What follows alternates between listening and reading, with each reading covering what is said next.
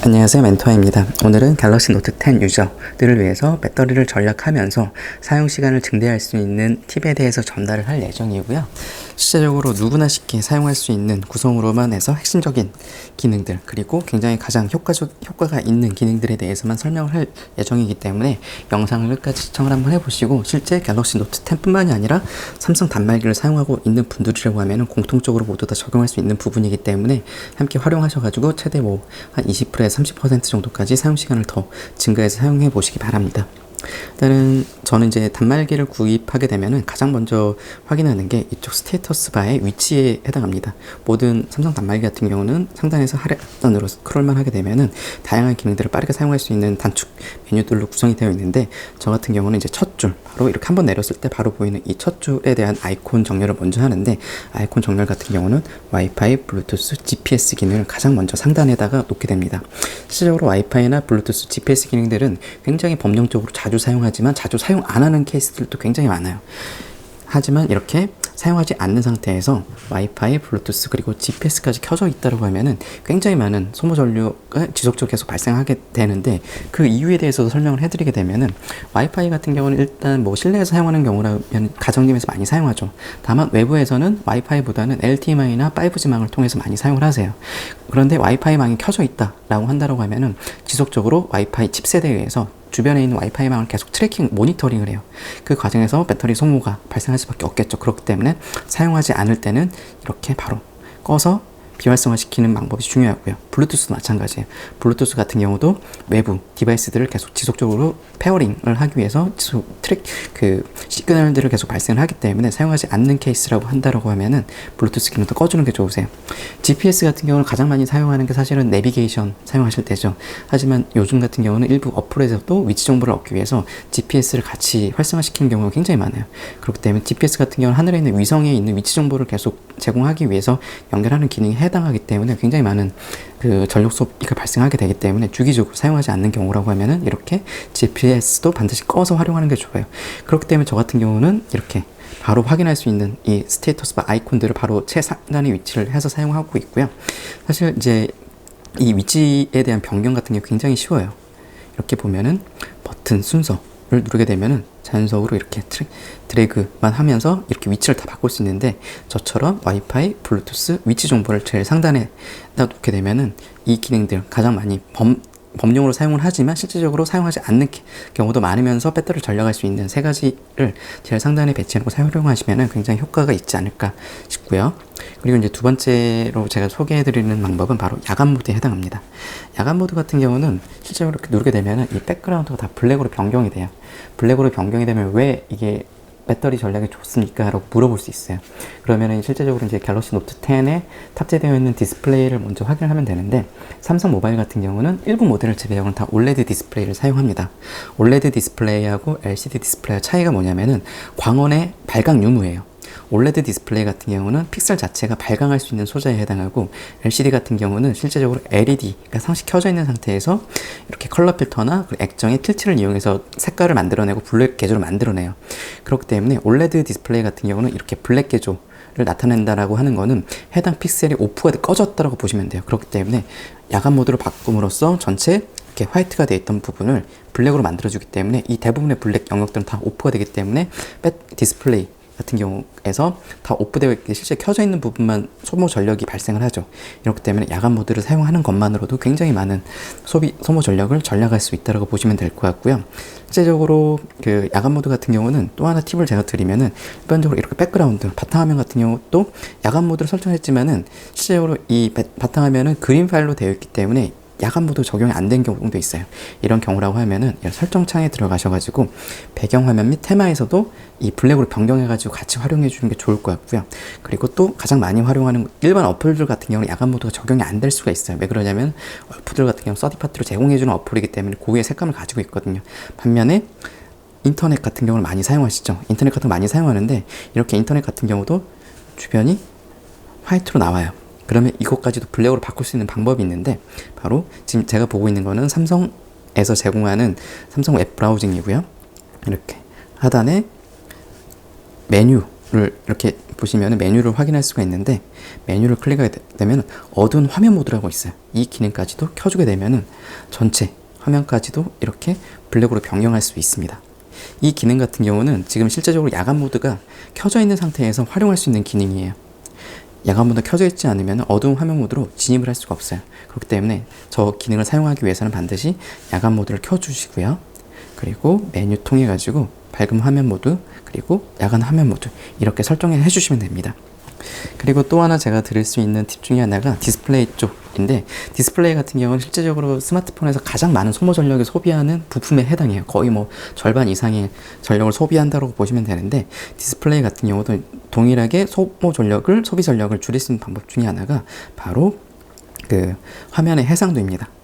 기본적으로 갤럭시 노트 플러스 같은 경우는 HD 플러스, FHD 플러스, WQHD 플러스 세 가지 해상도에 대해서 자유롭게 변경을 할 수 있는데, 일반적으로 가장 많이 선호하는 게 바로 FHD 플러스입니다.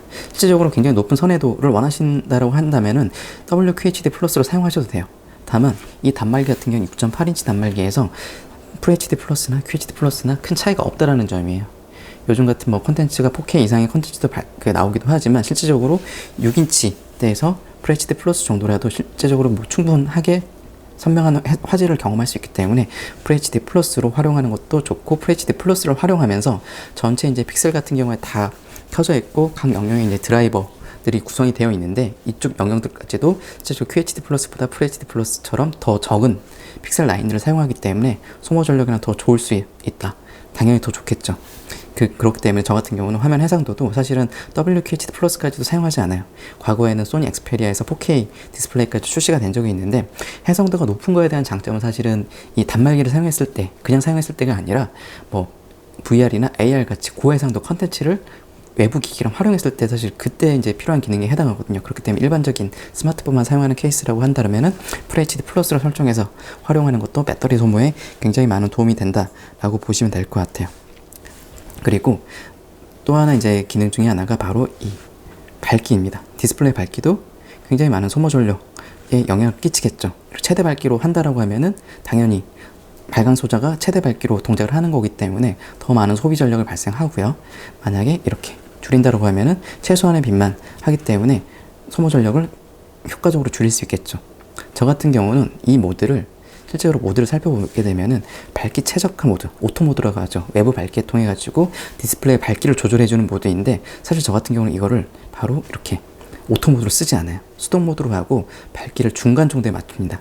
그 이유가 뭐냐면은 밝기 최저가 같은 경우는 어두운 공간이나 밝은 공간에 따라 자동으로 변경을 해주기도 하는데, 저 같은 경우는 그 중간 정도 밝기만으로도 실제적으로 실내나 사용하기 전혀 불편함이 없거든요. 더군다나 갤럭시 노트 10 같은 경우는 그 디스플레이 자체가 역대급 밝기라고 해서 1200니트까지도 밝아요. 이게 1200니트라고 보시면 될 것 같고요. 그리고 중간 정도라고만 하더라도 절반 정도, 한 600니트 정도 되기 때문에 실제적으로 아무나 사용하는데 그 차이가 없거든요. 실제 아이폰 11 같은 경우가 최대 밝기 한 600에서 700니트 정도 되기 때문에 그 정도 밝기를 절반 정도로도 사용할 수 있다고 보시면 돼요. 그리고 수동 모드의 장점이 뭐냐면은 원하는 대로 그냥 밝기를 선택할 수 있어서 조절을 쉽게 할 수 있어요.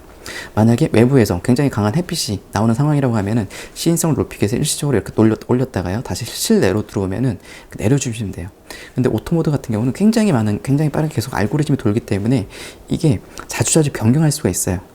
그렇기 때문에 저 같은 경우는 눈에 익숙해지는 디스플레이가 그런 밝기가 심하게 바뀌는 경우에는 굉장히 좀 부자연스러운 경험이 있기 때문에, 저 같은 경우는 차라리 이렇게 밝기 최적화 모드를 오프를 시키고 차라리 밝기를 중간 정도에 세팅을 해두고 원하는 외부 특별한 경우에만 만져주면서 조절하는 게 훨씬 더 배터리를 효과적으로 관리할 수 있지 않나 라고 생각을 하고요. 그리고 기본적으로 저 같은 경우는 밝기 조절바가 지금 위쪽에 있는데, 기본적으로 처음 이쪽을 영역을 따로 설정하지 않는 분들이라고 하면은 사실은 이런 상태로 보입니다.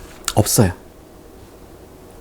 실제 단말기의 기본 설정이 이렇게 되어 있고요. 이 기능을 어떻게 이 밝기 영역을 이쪽에 나타내냐라고 하는 것도 이렇게 밑으로 내리면은 디스플레이 밝기를 조절하는 스테이터스 바가 나오는데, 다시 이쪽 우측에 설정창을 누르면은 알림창의 조절창 표시라는 거를 활성화를 시켜주게 되면은 이 스테이터스 바가 이렇게 위로 이동합니다. 그렇기 때문에 스마트폰을 사용하는 경우라면은 살짝 내려서 보면은 제가 처음에 설명드렸던 첫 번째 줄에 있는 아이콘, 빠른 실행 메뉴야죠. 그리고 바로 밑에 디스플레이, 밝기를 바로 조절할 수 있는 스테이터스 바가 구성되어 있기 때문에 굉장히 편하게 사용할 수 있습니다. 사실은 여기서 핵심은 디스플레이 밝기를 중간 정도로만 설정을 해두고 사용하셔도 일상생활은 전혀 문제가 없다라고 하는 게 핵심이고요. 이 디스플레이가 밝기의 절반 정도만 소모를 하는 거기 때문에 소비 전력 측면에서는 굉장히 많은 전략을 할 수 있다라고 보시면 될 것 같아요. 그리고 실제적으로 이제 사실 저 같은 경우는 단말기가 가지고 있는 퍼포먼스, 사실 우리가 갤럭시 노트 10을 구입한 이유 중에 하나가 이 단말기가 가지고 있는 퍼포먼스를 충분히 활용하기 위해서 구입한 이유 중에 하나예요. 그렇기 때문에 저 같은 경우는 사실 퍼포먼스 측면을 줄이진 않아요. 뭐 AP 성능을 70% 줄이거나 60% 줄이거나 이 작업을 하게 되면은 굉장히 많은 배터리 전략을 할 수 있어요. 하지만 저희가 뭐 120만원, 140만원 주고 이 단말기를 구입을 했을 때는 이 단말기가 가지고 있는 성능을 충분히 끌어내기 위해서 선택을 한 이유이기 때문에 AP 성능에 대해서 성능을 제한시킨다라는 거는 별로 추천하지 않지만, 한 가지 제가 추천하고 하고 싶은 거는 바로 이쪽 데이터 네트워크를 어떻게 5G로 이동하냐 아니면 LTE를 사용하냐, 요거에 대한 설명입니다. 저 같은 경우는 LTE 우선 모드로 활용을 하고 있고요. 그 이유 중에 하나가, 현재 우리나라 같은 경우는 5G가 뭐 수도권 중심으로 인프라가 굉장히 빠르게 확장이 되고 있지만은, 저희가 이제 거주하고 있는 수도권 지역만 하더라도 실질적으로 5G로 설정한다 하더라도 LTE 모드는 굉장히 자주 바뀌어요. 당연히 5G하고 LTE하고는 서로 모뎀 태그가 다르기 때문에 잦은 핸드오버가 발생하면서 굉장히 많은 소모 전력이 발생할 수 있기 때문에 저 같은 경우 LTE 모드를 활용을 하고요. 그리고 하지만 모든 분들이 사실은 LTE 모드 우선 모드를 활용할 이유는 없어요. 본인이 거주하는 지역에서 5G가 잘 잡힌다라고 하시는 분들이라고 하면은 5G 우선 모드로 해도 충분히 사용하셔도 돼요. 왜 그러냐면은 본 단말기 같은 경우는 5G 굉장히 뭐 2기가 bps까지 높은 빠른 속도를 지원하기 때문에 굳이 뭐 잘 잡힌 5G를 잘 지원되는 지역에 있는 분들이 LTE 모드를 사용할 이유는 없거든요. 하지만 저 같은 경우는 LTE 모드를 사용하는 이유 중에 하나가 5G도 잡히지만 LTE가 더 잘 잡히고 5G로 5G 선택을 한다 하더라도 LTE로 떠 있는 경우가 많기 때문에, 저처럼 이런 음영 지역에 거주하시는 분들이라고 하면은 5G 우선 모드보다는 LTE 우선 모드를 활용하는 게 더 좋습니다. 그리고 5G가 LTE보다 더 많은 전력을 소비하는 이유 중에 또 다른 이유 중에 하나는, LTE보다 5G 같은 경우 굉장히 주파수가 높아요. 높다라고 하는 거는 주파수 파장이 굉장히 짧다라는 걸 의미하는 거고요. 그렇다고 하면은 굉장히 많은 기지국들이 실제적으로 LTE보다 더 많은 기지국들이 필요합니다. 그리고 기지국들의 위치가 굉장히 촘촘하게 잡혀 있어야 되는데, 현재 우리나라 인프라 같은 경우는 아직 그런 상황까지는 아니기 때문에 5G 기지국, 여기 있는 기지국이 있다라고 하면은 이쪽으로 이동했을 때 이쪽 기지국으로 잡혀야 되는데, 이 과정에서 굉장히 LTE보다 짧은 구간에서 변경이 이루어지기 때문에 더 많은 소비 전력이 발생할 수밖에 없는 구조를 가지고 있어요. 그렇기 때문에 5G 단말기 같은 경우가 배터리 덴서티가 굉장히 높아진 이유이기도 하거든요. 그렇기 때문에 일반 현재까지 뭐 5G 기능에 대해서 많이 활용하지 않는 분들이라고 하면은 이렇게 LTE 우선 모드를 통해 가지고 활용하는 것도 굉장히 배터리 전략하는데 좋은 방법이다 라고 보시면 될 것 같아요. 그리고 일반적으로 단말기가 이렇게 화면이 꺼져 있다 라고 하면은 아무것도 단말기 안 한다고 생각을 하시는 분들이 많아요. 하지만 단말기는 화면이 꺼져 있다 하더라도 굉장히 많은 일을 합니다. 외부에서 전화가 들어오면은 디스플레이를 켜고 전화 수신을 알려주죠. 문자가 들어오는 경우도 마찬가지고요. 그리고 자체적으로 알람이 돌아가는 경우도 알람이 완료가 됐을 경우에 마찬가지로 그 기능 디스플레이 켜고 하는 과정 중에 있고요. 그리고 또 하나 중에 하나가 뭐냐면은 바로 이 갤럭시 노트 10 같은 경우는 UFS 3.0 메모리가 탑재가 되어 있어요. 가장 기본 모델이 256기가고 높은 모델 같은 경우는 512기가까지 선택을 할 수 있죠. 이 바로 UFS라 불리는 저장 메모리도 이렇게 화면이 꺼져 있는 상태에서 저희가 PC의 그 하드디스크를 정리하는 것처럼 꺼져 있는 상태에서 유저가 모르게 계속 정리 작업이 이루어져요. 그렇기 때문에 게다가 256기가, 512기가 굉장히 높은 용량에 해당하죠. 그렇기 때문에 이 UFS 동작 모드를 줄여주기 위해서 UFS 3.0 같은 경우는 사실 갤럭시 노트 10이 처음 탑재가 되었고 굉장히 고속으로 그런 작업들이 플러싱 작업들이 일어나는 거기 때문에 소비 전력 측면에서 굉장히 많은 소모 전력이 나도 모르게 줄줄 셀 수가 있어요. 그 때문에 이런 작업들을 효과적으로 줄여주기 위해서는 바로 불필요한 자료들 같은 경우는 주기적으로 지워주는 것도 굉장히 중요합니다. 실질적으로 갤럭시 노트 10 같은 경우는 이렇게 디바이스 케어라는 메뉴를 통해 가지고 저장 공간에 대해서 분석을 해줘요.